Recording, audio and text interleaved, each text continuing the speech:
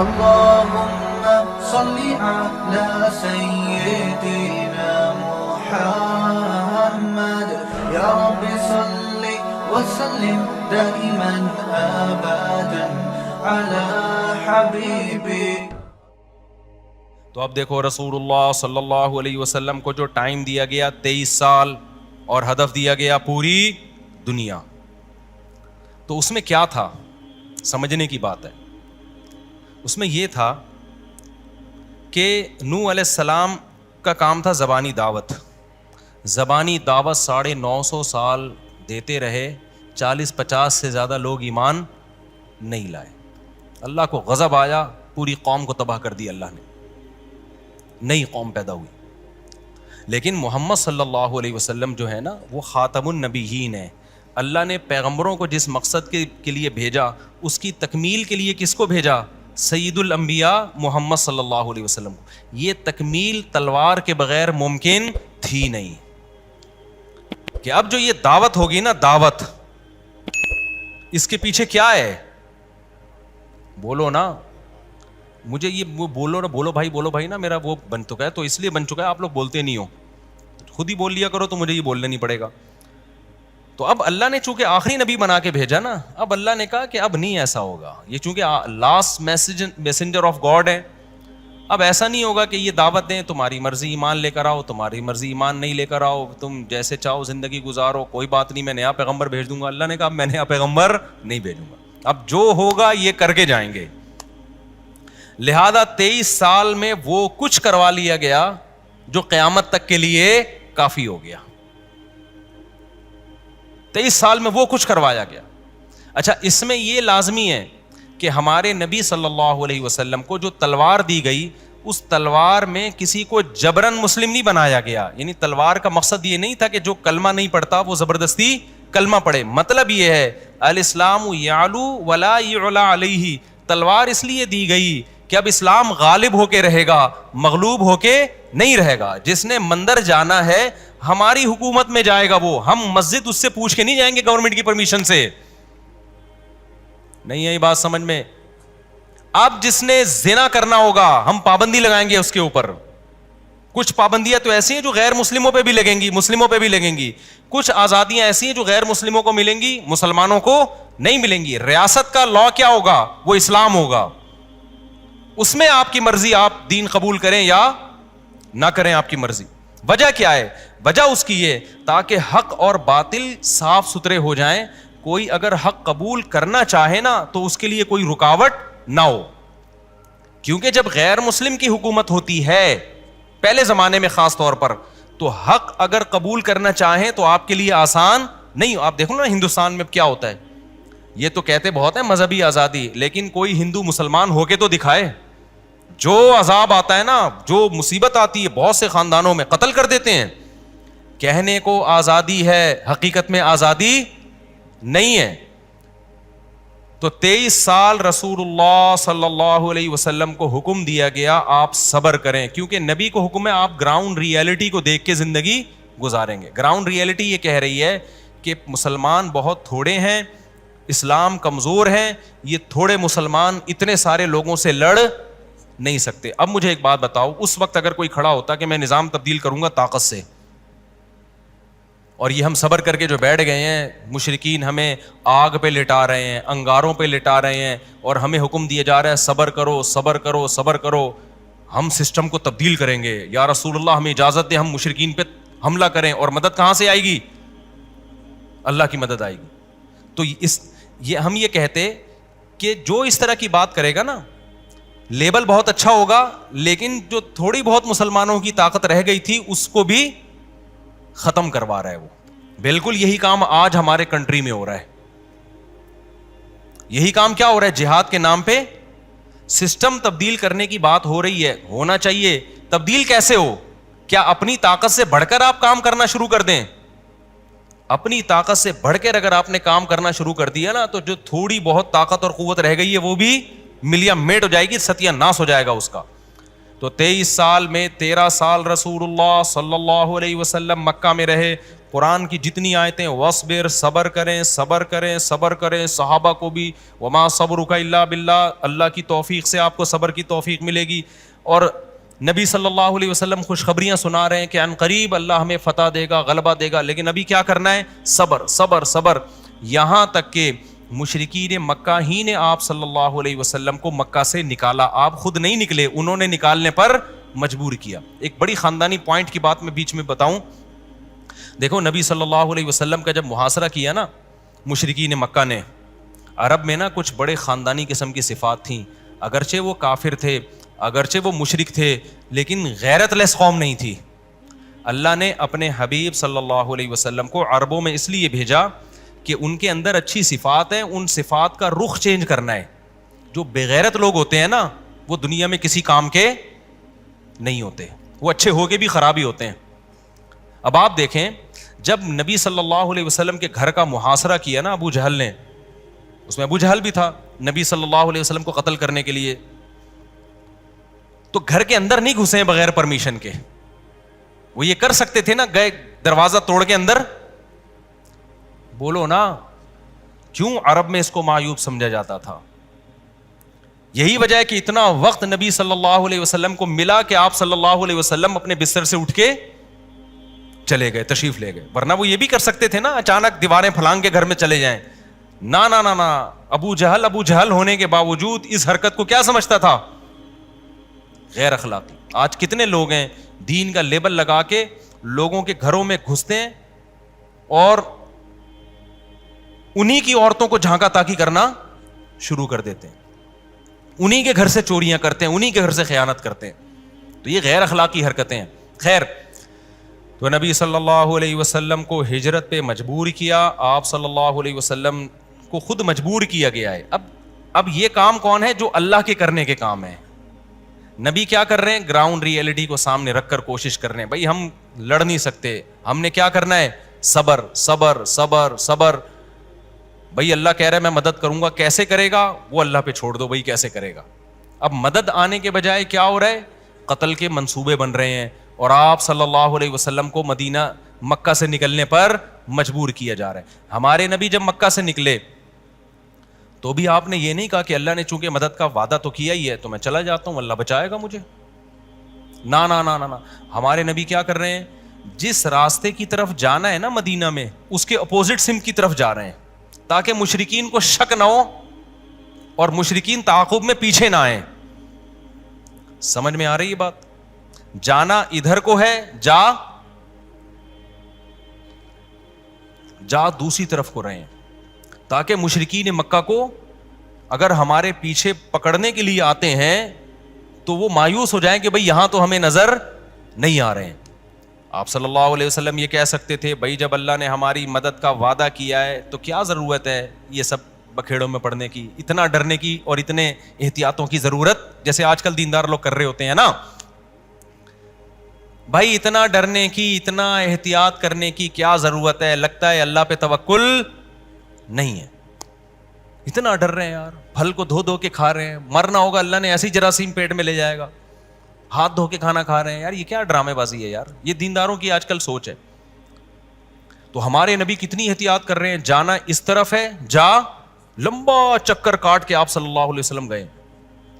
پھر آپ صلی اللہ علیہ وسلم جب غار میں پہنچے، جس حد تک آپ صلی اللہ علیہ وسلم اپنی حفاظت کی کوشش کر سکتے تھے کوشش کی، لیکن مشرکین مکہ وہاں بھی قریب میں پہنچ گئے، جس کا قرآن نے یہاں تذکرہ کیا ان آیات میں. پھر اللہ نے مدد کر کے نبی صلی اللہ علیہ وسلم کو بچایا اور مشرکین مکہ کا دماغ وہاں سے ہٹایا. یہ کون کر رہا ہے؟ یہ اللہ کر رہا ہے، یہ نبی نہیں کر رہے. نبی تو وہ کر رہے ہیں جو آپ کی سمجھ میں آ رہا ہے. جو آپ کی سمجھ میں جو آ رہا ہے نا، جب تک آپ وہ نہیں کرو گے تو پھر اللہ بھی وہ نہیں کرے گا جو اللہ کی سمجھ میں آ رہا ہے. سمجھ میں آ رہی ہے بات؟ تو پھر آپ صلی اللہ علیہ وسلم مدینہ گئے ہیں تو مدینہ آدھا پہلے ہی مسلمان ہو چکا تھا. یہاں دعوت قبول نہیں کی جا رہی، وہاں کی جا رہی ہے. آپ صلی اللہ علیہ وسلم کا استقبال ہوا. پھر آپ صلی اللہ علیہ وسلم، معاشی حالات بہت خراب، کھانے کو روٹی نہیں ہے, کھجوریں نہیں ہیں, معاشی لحاظ سے بدحالی, آپ صلی اللہ علیہ وسلم نے انصار اور مہاجرین میں مواخات قائم کی, اس کے باوجود بھی حالات اسٹیبل نہیں ہو رہے. تو آپ نے یہ نہیں فرمایا کہ چلو کوئی بات نہیں, اب بس صبر کر کے بیٹھ جاتے ہیں, جو مر رہے ہیں ان کو مرنے دو, جو نہیں مرتے زندہ رہ جائیں گے, اللہ نے دین کو غالب تو کرنا ہے.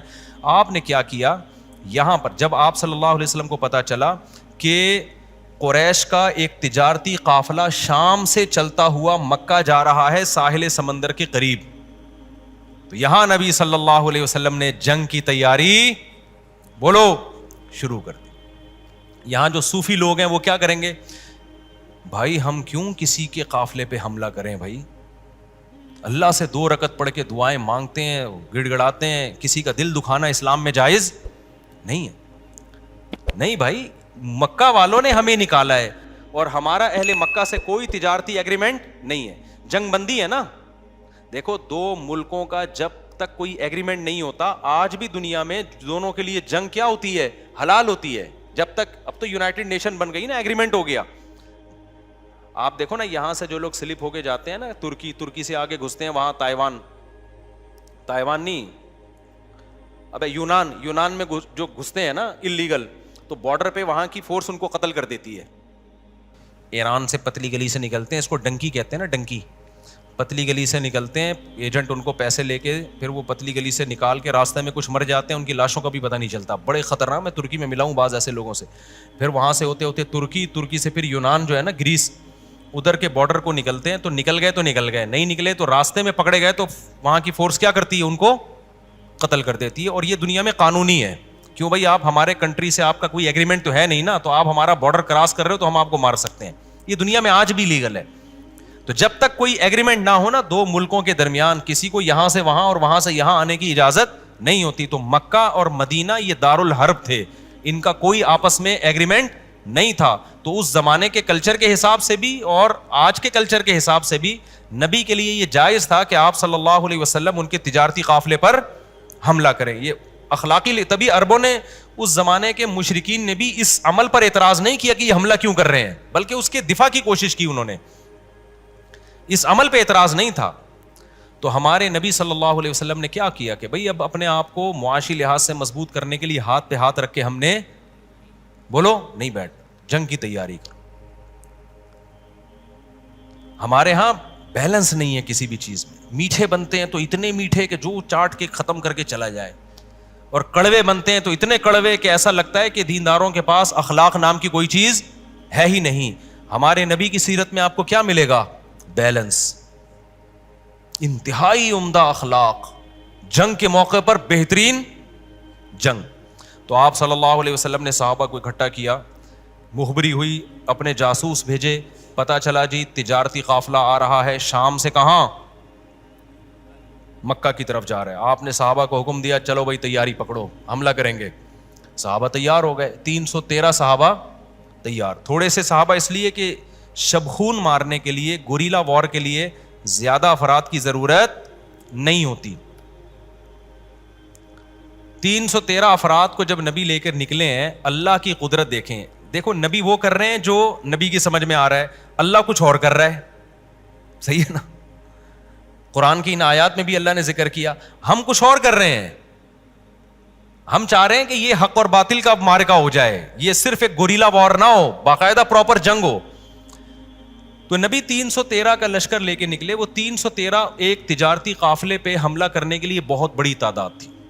جب نکلے ہیں تو ادھر اطلاع ہو گئی مشرکین مکہ کو کہ نبی صلی اللہ علیہ وسلم کو علم ہو گیا ہے. تو ابو سفیان نے پیغام بھیجا ابو لہب, ابو جہل کی طرف کہ بھئی ہمارے قافلے کی حفاظت کے لیے لشکر بھیجو. ادھر جناب ابو جہل اور یہ بڑے بڑے جو سردار تھے نا, انہوں نے تیاری پکڑنا شروع کر دی. اللہ کی قدرت کہ وہ قافلہ بچ کے آرام سے نکل گیا, یعنی راستہ چینج کر دیا انہوں نے, اور نبی صلی اللہ علیہ وسلم وہاں حملہ نہیں کر سکے. تو پیغام بھیجا ابو سفیان نے کہ ہم بخیر و عافیت نکل آئے ہیں, اب بلا وجہ فوج بھیجنے کی ضرورت نہیں ہے, جو ہمارا مقصد تھا پورا ہو گیا ہے. لیکن ابو جہل نے کہا نہیں, اب یہ کیونکہ بدر کے مقام پہ آ گئے ہیں نا 313, ان کو ہم نے واپس جانے نہیں دینا, اب ہم ان پہ حملہ کریں گے. اب یہ چیز صحابہ کے اگینسٹ جا رہی تھی, کیونکہ 313 کا مقابلہ 1000 کے ساتھ نہیں ہو سکتا, کیونکہ یہ 313 معاشی لحاظ سے بھی مضبوط تھے, کمزور تھے, ایک چھوٹا سا قافلہ جس پہ قبضہ کرنا تھا وہ بھی ہاتھ سے بولو نکل گیا. تو جو قوم معاشی لحاظ سے کمزور ہو, جو کھانے کی فکر میں کسی قافلے پہ حملہ کرنے کا ارادے سے نکلی ہو, وہ قوم ایک دشمن طاقت سے لڑ کیسے سکتی ہے؟ لیکن ہوا یہ کہ ابو جہل نے وہ پورا لشکر 1000 کا ساز و سامان کے ساتھ بھیج دیا اور بدر میں آمنے سامنے آ کے کھڑے ہو گئے. اب صحابہ کے پاس نہ واپسی کا آپشن اور اسباب کی دنیا میں نہ لڑائی کا آپشن تھا. میں اس لیے اتنی ڈیٹیل بیان کر رہا ہوں, آج جس پاگل کا موڈ اٹھتا ہے نا, وہ کہتا ہے یہاں بم پھاڑ دو, یہاں یہ کر دو, یہاں یہ کر دو, حکومت کو پلٹ دو, حکومت کو لڑ دو. او بھائی تیرے پاس ہے کیا؟ تو فوراً مثال دیتے ہیں صحابہ کے پاس کیا تھا. وہ 313 جب 1000 پہ آ سکتے ہیں تو ہم کیوں نہیں آ سکتے؟ تو سمجھ رہے ہو وہ لڑائی کس کی طرف سے ہوئی تھی؟ وہ اللہ کی طرف سے مقدر ہو. صحابہ مجبور ہو گئے تھے لڑنے پر. پھر نبی صلی اللہ علیہ وسلم نے صحابہ کو جمع کیا, کیونکہ نہ اسلحہ ہے, نہ گھوڑے ہیں, نہ تلواریں ہیں, پیدل لوگ ہیں, اور وہ سامنے وہ پاورفل ایک جماعت ہے, کیسے لڑیں بھائی ان سے؟ کیونکہ اگر یہی کام کرنا ہوتا تو مکہ میں کر لیتے نا. لیکن میں نے بتایا نبی وہ کر رہے ہیں جو نبی کے سمجھ میں آ رہا ہے, اللہ وہ کر رہا ہے جو اللہ کے سمجھ میں آ رہا ہے. پھر وہی ہوا, صحابہ نے کہا ہم لڑیں گے, کوئی بات نہیں, ہماری جان چلی جائے. ہم وہ نہیں ہیں کہ جنہوں نے بنی اسرائیل نہیں ہے کہ اللہ نے کہا تھا نا, موسیٰ نے کہا تھا کہ لڑو, تو بنی اسرائیل نے کیا کہا تھا؟ اذهب انت وربک, اے موسیٰ تو جا اور تیرا رب جا, ہم دونوں یہاں بیٹھے ہوئے ہیں. تو یا رسول اللہ ہم ان لوگوں میں سے نہیں. اب مقابلہ شروع ہوا جس کا یہاں اللہ نے تذکرہ کیا ہے سورہ انفال میں, کہ 313 اور 1000 کا لشکر آمنے سامنے آ کے کھڑا ہو گیا. اور وہ طاقت کے نشے میں انہوں نے باندیاں بھی نچوائی ہیں. پہلے ابو جہل نے, عرب میں یہ دستور تھا, جنگ میں کیا ہوتا تھا, موسیقی, طبلہ اور باندیاں بھی ناچتی تھیں ان کو موٹیویٹ کرنے کے لیے. جو گناہگار لوگ ہیں ان کو موٹیویشن ملتی ہے طبلہ, سارنگی اور بیہودہ عورتوں کے ناچ گانے سے, اور مسلمان کو موٹیویشن کس سے ملتی ہے؟ اللہ کے ذکر سے. یا ایھا الذین آمنوا اذا لقیتم فئۃ فاثبتوا واذکروا اللہ کثیرا. قرآن کہہ رہا ہے اے ایمان والو, جب کسی مضبوط جماعت سے ٹکراؤ ہو, ثابت قدم رہو اور اللہ کا کثرت سے ذکر کرو. یہ ذکر کرنے سے تمہیں موٹیویشن ملے گی. دیکھو دماغی سکون اللہ کے ذکر سے بھی ملتا ہے اور بہت سے لوگوں کو گانے بجانے سے بھی ملتا ہے. یہ ایسے ہی ہے کہ جیسے کسی کو شراب سے سکون ملتا ہے اور کسی کو سونے سے سکون. ٹینشن میں سو جائے گا اٹھ کے ٹھیک ہو جائے گا, اور کوئی پیے گا تو ٹھیک ہوگا, سونے سے وہ ٹھیک نہیں ہوتا. تو یہ جو شراب سے ٹھیک ہو رہا ہے اس کی نیچر خراب ہو چکی ہے. جو سونے سے جس کا دماغ سیٹ ہو جائے نا, اس کی نیچر صحیح ہے. تو ایسے ہی دنیا میں بھی یہ اصول ہے کہ موسیقی کے جس کا دماغ سیٹنگ پہ آ رہا ہے نا, اس کا مطلب دماغ کی سیٹنگ خراب ہو گئی ہے اس کی. اب کیا ہوا ہے کہ جی 1000 کا لشکر, 313 کا لشکر. عرب بڑے عجیب قوم تھے. اللہ نے اپنے حبیب صلی اللہ علیہ وسلم کو عربوں میں ایسے ہی نہیں بھیج دیا, کیونکہ اللہ جانتے تھے یہ جتنے بھی برے ہیں یہ ٹھیک ہو گئے نا, تو ان سے زیادہ ٹھیک بھی پھر کوئی نہیں ہو سکتا. ابھی آپ کو ابھی مدینہ کا واقعہ سناؤں میں. ہم مسجد نبوی صلی اللہ علیہ وسلم میں بیٹھے ہوئے تھے, تو میرے شیخ استاذ بھی میں ان کے ساتھ تھا. تو ہم عصر سے پہلے وہاں جا کے نا, جو قدیم مسجد ہے مسجد نبی جو اوریجنل نبی کے دور میں تھی, وہ کوشش ہوتی ہے وہاں جا کے بیٹھنے کی. تو وہاں بیٹھے ہوئے تھے تو میں نے دیکھا 2 عربی جو ہے نا مدینہ منورہ کے مقامی, وہ ہمارا بہت اکرام کر رہے ہیں, ایسے جھک جھک کے مل رہے ہیں اور افطاریاں لا کے وہ رکھ رہے ہیں. وہیں کے مقامی تھے اور بڑی اونچی فیملی سے ان کا تعلق تھا. میں ان کس فیملی سے تعلق تھا میں نام نہیں بتاؤں گا, اس میں کوئی مصلحت ہے نا, کس کے ساتھ ان کا ریلیشن ہے قریبی. تو بڑے اچھے خاندان کے وہیں کے مقامی, بہت خدمت کر رہے ہیں. میں نے کہا یار یہ ان کو ہو کیا گیا ہے. اچھا میرا نام بھی جانتے, کہتے ہیں شیخ مفتی طارق مسعود. میں نے کہا نعم, ٹھیک ہے نا. اچھا ہمارے استاذ کی بھی بڑی خدمت کر رہے ہیں. بھائی میں حیران, یار ان کو ہو کیا گیا ہے, اتنی محبت. پھر افطاری کے وقت میں نا لقمہ بنا کے کھلا رہے ہیں مجھے بھی اور استاذ کو بھی. ہمارے عربی لوگ نا کسی کو لفٹ نہیں کراتے, جو سعودی عرب میں رہا ہے نا ان کو پتا ہے, اور سعودی بھی ہو اور اتنی بڑی فیملی سے تعلق بھی ہو. اچھا لقمہ بنا کے کبھی پنیر لا کے رکھ رہے ہیں, کبھی کیا رکھ رہے ہیں. تو میں نے پھر پوچھا, میں نے ساتھیوں سے پوچھا بھائی اتنا فری کیوں کرا رہے ہیں؟ پھر انہوں نے خود بتایا, انہوں نے کہا بھائی ہم یہاں تبلیغ سے جڑتے ہیں, تبلیغ والوں کے ساتھ. انتم اخرجتمونا من الضلالۃ الی الہدایہ, یہ اس کے الفاظ, تم وہ لوگ ہو جنہوں نے ہمیں گمراہی سے ہدایت کی طرف نکالا ہے, یعنی تبلیغ والے. تو ہم بھی چونکہ پاکستان سے ہیں نا, نسبت ہماری بھی انہوں نے پاکستان سے جوڑ دی نا تبلیغ سے, کہ ہم تو گمراہی میں جا رہے تھے, تبلیغ والے آئے ہمیں اللہ کے راستے میں جوڑا اور ہم گمراہی سے نکل کے کدھر آ گئے؟ ہدایت کی طرف. تو اب جو بھی پاکستانی ان کو لگے گا نا تھوڑا سا پکڑی شکڑی, تھوڑا سا تبلیغی اسٹائل, وہ اس کا یہی اکرام کرتے ہیں. یہ میں ابھی جو آپ کو بتا رہا ہوں نا وہ جذبات نہیں بن رہے. جب یہ سن رہا تھا نا میں ان سے, تو جو اس وقت میرے جذبات تھے نا وہ میں بیان نہیں کر سکتا. میں اپنے آنسوؤں کو چھپا رہا تھا ان سے, اور کافی دیر تک میرے آنسو بہتے رہے ہیں کہ یار کیسے خاندانی لوگ ہیں. ہمارے یہاں کسی کو پکڑ کے سہروزہ لگا دو, انسان کا بچہ بن بھی جائے گا نا پھر بھی بھول جائے گا.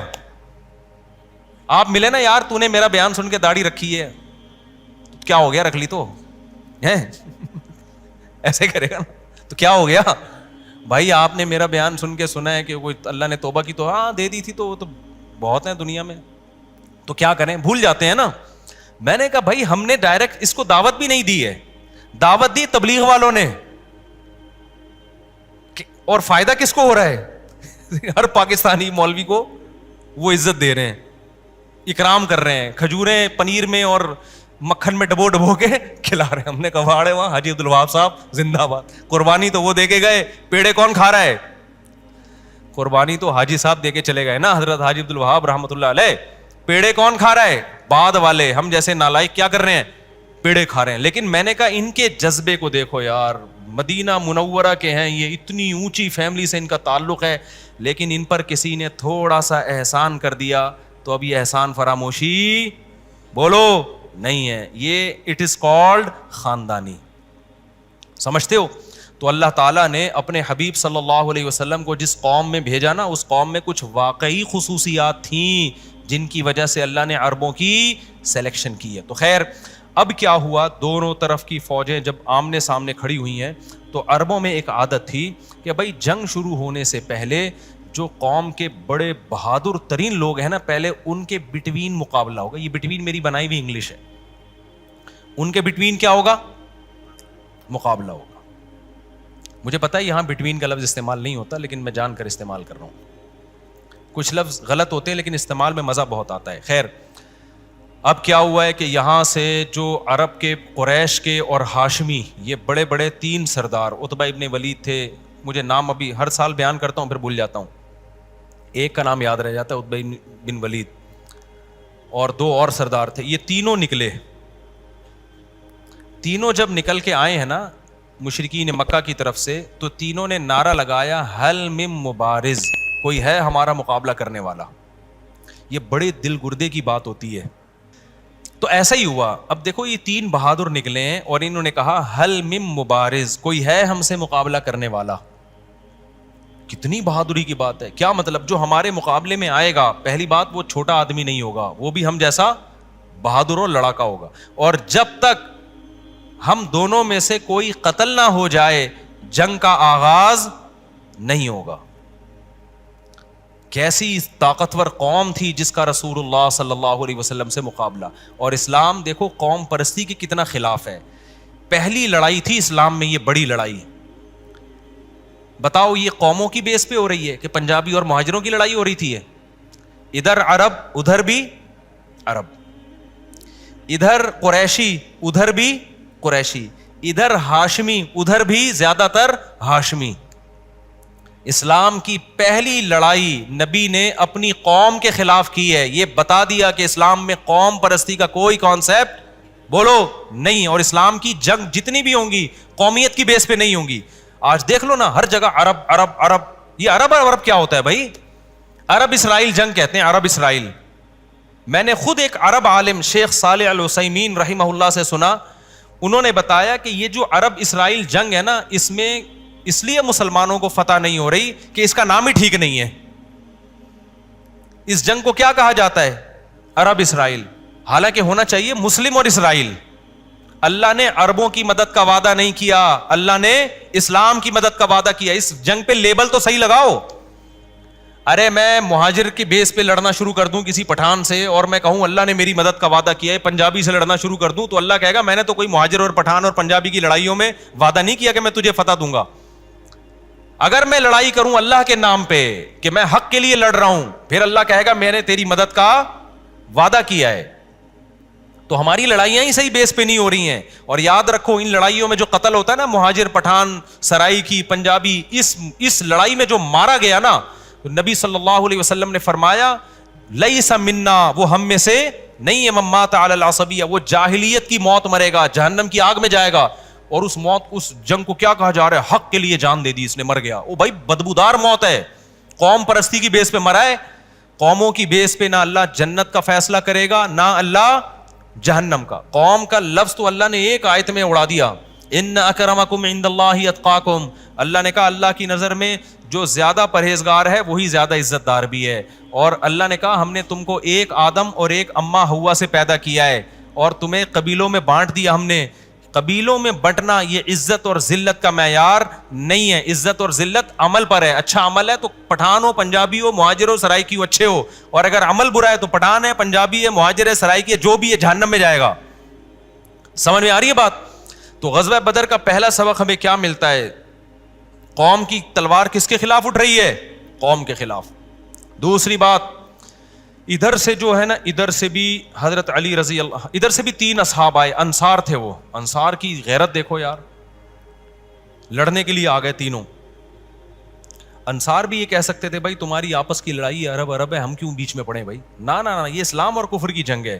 ادھر سے انصار آئے, لیکن ان لوگوں نے کیا کہا قریشیوں نے کہ لیس باکفائنا, یہ ہمارے ہم پلہ نہیں, یہ ہمارے جیسے بہادر اور مضبوط لوگ نہیں ہیں, ان سے اگر ہم جیت بھی گئے مزہ نہیں آئے گا. یہ غیرت ہے یا نہیں ہے؟ غلط استعمال ہو رہا ہے غیرت کا, مگر غیرت ہے یا نہیں ہے؟ ایسے موقع پہ جو بغیرت لوگ ہوتے ہیں کیا کرتے ہیں, تو جا میں کیا کر رہا ہوں جیسے دوست پٹ رہا اور بھاگ گئے. تو ادھر سے نبی صلی اللہ علیہ وسلم نے پھر حضرت علی کو آگے کیا, حضرت حمزہ کو آگے کیا, اور ابو عبیدہ ابن جراح کو, یا تیسرے صحابی کا نام میں ہمیشہ بھول جاتا ہوں, ابو عبیدہ ابن جراح تو بعد میں شہید ہوئے تھے. ایک اور صحابی ہیں, کسی کے ذہن میں نام ہو تو بتا دیں مجھے, تیسرے صحابی تھے, نام ذہن سے نکل گیا, خیر ابھی ٹائم بھی کم ہے. تو تینوں صحابی آئے نا جب, تو پھر انہوں نے کہا نعم اکفاؤنا, ہاں یہ ہمارے جوڑ کے ہیں. لڑائی ہوئی تو ادھر سے صحابہ میں سے ایک صحابی جو تیسرے تھے نا, حضرت حمزہ اور حضرت علی کے علاوہ جو تھے وہ شہید ہو گئے. اچھا حضرت جعفر طیار بھی تھے, اور ادھر سے یہ تینوں مارے گئے. ان تینوں کیا ہو گئے, ان کی بہادری ان کو لے ڈوبی, بالآخر مر گئی ہے. اس کے بعد جنگ شروع ہوئی تو اللہ تعالیٰ قرآن میں کہتے ہیں ہم نے آسمان سے فرشتے نازل کیے اور رسول اللہ صلی اللہ علیہ وسلم سجدے میں گر گئے جنگ کے دوران, اور اتنی دعائیں مانگی. صحیح بخاری کے الفاظ ہیں, اے اللہ اگر اس لشکر کو شکست ہو گئی, کیونکہ یہ ہم تو لڑنے کے لیے نہیں آئے تھے یہاں پہ, لیکن اب لڑائی میں پڑ گئے ہیں, اب تو یہ 313 لوگ میں نے سامنے رکھ دیے ہیں, اگر ان کو شکست ہو گئی لم تعبد, قیامت تک زمین پہ تیری عبادت نہیں ہوگی. تو اگر چاہتا ہے نا تیری عبادت, کیونکہ نبی آخری نبی ہے نا, تو نبی کی تو پوری محنت ہی یہ 313 ہیں, یہی اگر شہید ہو گئے جو کہ بظاہر لگ رہا ہے, تو اے اللہ پھر تو نے جس مقصد کے لیے مجھے بھیجا ہے نا, قیامت تک اس مقصد کی تکمیل نہیں, کیونکہ میں تو آخری نبی ہوں. دیکھو اللہ چاہتا تھا نا کہ میری عبادت ہوتی رہے, اللہ چاہتا تھا نا, اور اللہ چاہتے ہیں کہ میری عبادت ہوا کرے. ہمارا جو لبرل طبقہ ہے, سیکولر طبقہ ہے, یہ سب کچھ چاہتا ہے, لیکن ان کو اللہ کی عبادت سے کوئی غرض نہیں ہے. کہتے ہیں تراویح پڑھنے جا رہا ہے, نماز پڑھنے جا رہا ہے, ٹائم ویسٹنگ ہے, سائنسی ترقی کرو یار, اتنی دیر میں کوئی نئی چیز ایجاد کر لیتے, بس یہ اسی میں لگے ہوئے ہیں. تو وہ مقابلہ ہوا اور اللہ نے آسمان سے فرشتے نازل کی. اب دیکھو یہاں بھی اللہ میاں چاہتے بھائی 313 کے ذریعے 1000 کو شکست دے دیں, فرشتے نازل کرنے کی کیا ضرورت ہے. لیکن اللہ تعالیٰ بھی جس حد تک کام اسباب کے ذریعے ہو سکتا ہے نا, اللہ بھی کیا کرتے ہیں, اسباب ہی اختیار کرتے ہیں. یعنی اللہ میاں کی بھی یہی عادت ہے, کرامتیں بھی دکھا رہے ہیں تو فرشتے نازل کر کے, معجزے بھی دکھا رہے ہیں تو فرشتے نازل کر کے. بھائی افراد آئیں گے وہ لڑیں گے تمہاری طرف سے. بالآخر ان کو شکست ہوئی اور 70 بڑے بڑے سردار مارکیٹ سے ہمیشہ کے لیے شارٹ ہو گئے. پھر جب وہ مارکیٹ سے شارٹ ہوئے ہیں تو وہ قلیب بدر جو تھا، بدر کا کنواں، اس میں پھینک دیا گیا ان کی لاشوں کو. تو پھر نبی صلی اللہ علیہ وسلم نے وہاں ان لاشوں سے خطاب کیا اور فرمایا کہ قد وجدنا ما وعدنا ربنا حقا، ایک وعدہ ہم سے ہمارے رب نے کیا تھا کہ اللہ ہمیں فتح اور نصرت دے گا، ہم نے اس وعدے کو سچا پایا. فہل وجدتم ما وعد ربکم حقا، اے ابو جہل، اے عتبہ، تم لوگ بتاؤ کیا اللہ نے تم سے جو وعدہ کیا تھا وہ تم نے سچا پایا کہ نہیں پایا؟ تو حضرت عمر کھڑے ہوئے تھے، عرض کیا یا رسول اللہ یہ تو مردے ہیں، یہ کیسے سن سکتے ہیں؟ آپ نے فرمایا یہ تم سے بھی زیادہ سن رہے ہیں. اس بیس پہ بہت سے علماء قائل ہیں کہ مردے سنتے ہیں، لیکن حضرت عائشہ رضی اللہ تعالی عنہا کو جب بتایا گیا کہ حضرت عمر کہتے ہیں کہ مردے سنتے ہیں، تو حضرت عائشہ نے فرمایا اللہ عمر پہ رحم کرے، وہ نبی کی بات کا مطلب نہیں سمجھے. یہاں نبی کا مطلب یہ نہیں تھا کہ یہ سن رہے ہیں، مطلب یہ اپنی آنکھوں سے یہ منظر دیکھ رہے ہیں تو آج یہ ہم سے بھی زیادہ سن رہے ہیں، اس معنی میں سننے ہیں. تو برحال اختلافی مسئلہ ہے کہ مردے سنتے ہیں کہ نہیں سنتے. آج کل تو زندہ نہیں سن رہے، مردے کہاں سے سنیں گے. خیر، تو السلام علیکم اہل القبور والا ہے نا لطیفہ، قبر پہ پڑا السلام علیکم اہل القبور، پیچھے سے آواز آئی وعلیکم السلام بھائی عبد الغفور، کوئی بچہ چھپا ہوا تھا، عبد الغفور بھائی لمبے ہو گئے. تو جب قبرستان میں سلام کیا کرے نا السلام علیکم اہل القبور، تو ایسا نہ ہو کوئی بچہ شرارت کر کے وعلیکم السلام بول دے تو آپ کہیں یار اب تک تو سنا تھا مردے سنتے ہیں، اب تو بول بھی رہے ہیں. تو اب کیا ہوا ہے کہ جی اللہ تعالیٰ نے مسلمانوں کو بہت بڑی فتح سے نوازا. یہ کام کون کر رہا ہے؟ اللہ کر رہا ہے. تو جو اللہ کے کام ہے وہ کون کرے گا؟ اللہ. ہم نے گراؤنڈ ریئلٹی. پھر نبی صلی اللہ علیہ وسلم، میں جنگوں کا نا جلدی جلدی خاکہ بیان کر رہا ہوں. پھر آپ صلی اللہ علیہ وسلم تشریف لے آئے. مشرکین مکہ نے بولا بھائی یہ 70 آدمی ہمارے گئے ہیں، ہم نے انتقام لینا ہے. اچھا، بہت سے بدر میں قیدی بھی بنے. کچھ قیدیوں کو نبی نے یہ کہہ کے چھوڑ دیا کہ ہمارے ساتھیوں کو پڑھنا لکھنا سکھائیں گے. اس زمانے میں لکھنا آنا بڑا کمال تھا اور قرآن بھی نازل ہو رہا تھا، وہی کے لکھنے کی بھی ضرورت تھی. تو کچھ قیدیوں نے مسلمانوں کو پڑھانا شروع کر دیا. اس میں یہ نہیں کہ ہم کافر سے کیوں پڑھیں، ہم کافر سے کافر ہیں، ہم کیوں پڑھیں کافر سے؟ بھائی جو اسباب کی دنیا میں ممکن ہے، جو ہم کر سکتے ہیں وہ ہم کریں گے. تو اس میں آپ صلی اللہ علیہ وسلم کے سگے چچا حضرت عباس بھی قید ہو کے آئے تھے. اچھا، حضرت عمر بڑے غیرت والے تھے. حضرت عمر سے جب مشورہ لیا گیا کہ ان قیدیوں کا کیا کریں، حضرت عمر نے فرمایا جو جس کا رشتہ دار ہے نا اس کو اس کے حوالے کر دیا جائے، وہ اس کی گردن اڑا دیں، تاکہ قوم پرستی کا بالکل ہی جڑ سے، حالانکہ اتنا بھی جڑ سے خاتمہ مناسب نہیں ہے. اس رائے کو نبی صلی اللہ علیہ وسلم نے قبول نہیں کیا. حضرت ابو بکر نے رائے دی کہ یہ ہمارے ہی کام آئیں گے کل. اگر یہ مسلمان ہو جاتے ہیں، اتنے بہادر لوگ ہیں، تو اگر یہ مسلمان ہو جاتے ہیں تو کس کے کام آئیں گے؟ یہ ہمارے کام. اور واقعی ایسا ہوا. حضرت عباس بھی مسلمان ہوئے، حضرت ابو سفیان تو اس جنگ میں نہیں تھے لیکن وہ بھی مسلمان ہوئے بعد میں. تو بات کو میں مکمل کر کے ختم کرتا ہوں. میں اصل میں اسپیڈ میری اس لیے تیز ہے، یہ اتنا اہم ٹاپک ہے نا، اب کیا کریں، وہ ختم ہی نہیں ہو رہا. 2 منٹ میں بات کو سمیٹتا ہوں، پھر کل لے کے چلیں گے اس کو. تو اللہ میاں نے کیا کیا کہ بھائی غزوہ بدر میں مسلمانوں کو فتح ہوئی ہے. پھر اس کے بعد مشرکین مکہ نے کہا ہم انتقام لیں گے.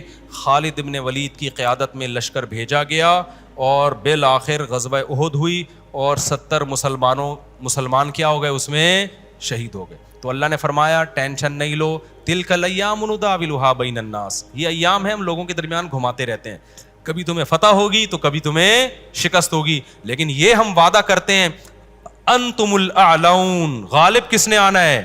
تم ہی نے آنا ہے. پھر کچھ وقت کے بعد مکہ فتح ہوا. 10,000 کا لشکر لے کے نبی صلی اللہ علیہ وسلم مکہ پہ حملہ کیا، لیکن بغیر جنگ کے ہی مکہ فتح ہو گیا. پھر آپ نے جتنے مخالفین تھے ان کی معافی کا اعلان کیا.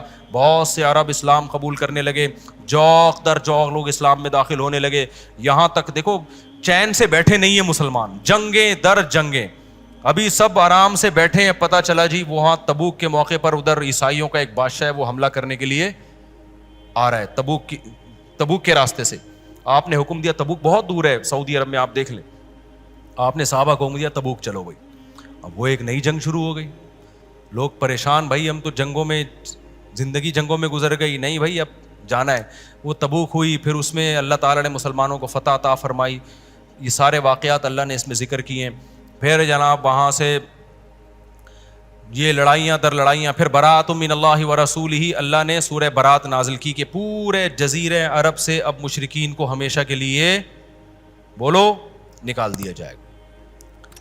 یہ خطہ میں تو شرک نہیں ہوگا. مفتی طارق مسعود صاحب کے بیانات سننے کے لیے youtube.com/مفتی طارق مسعود کو سبسکرائب کریں، اور اگر آپ لائیو ویڈیو کو کبھی بھی مس نہیں کرنا چاہتے ہیں تو سبسکرائب کرنے کے بعد بیل آئیکن پہ کلک کرنا مت بھولیں. جزاک اللہ.